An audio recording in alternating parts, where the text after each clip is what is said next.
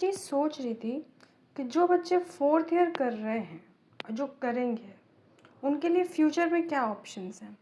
तो मेरे दिमाग में आया कि अभी फ़िलहाल इंडिया पे ऐसा सीन चल रहा है कि जिन कोर्स जो यूनिवर्सिटीज़ हैं जो ये 4th ईयर के बाद 1 ईयर मास्टर्स और प्रोवाइड कर रही हैं हैं, तो उन लोग क्या कर रहे हैं कि बहुत ज़्यादा फ़ीस है, चाहे वो गवर्नमेंटेड यूनिवर्सिटीज़ ले लो या नॉर्मल यूनिवर्सिटीज़ ले लो।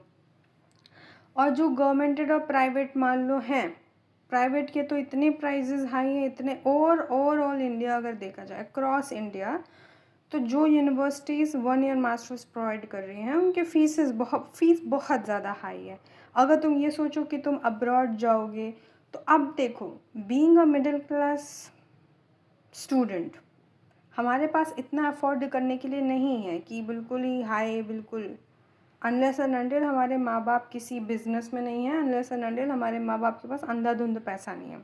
अगर you are in that sphere जहाँ पे तुम्हें लगता है ना कि तुम ऐसा हो कि बेटा तुम्हें पैसे बचाने भी पड़ेंगे, तुम ज़्यादा खर्च नहीं कर सकते हो, तो बेटा तुम तो फंस गए हो। इससे तो फिर बेटर ही है ना कि तुम 3 साल का डिग्री करके और फिर 2 साल का चीज़ें कर लो।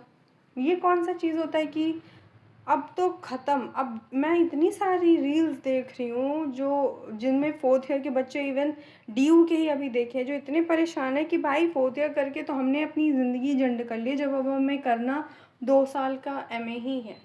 तो इससे बेटर है ना कि करो ही मत।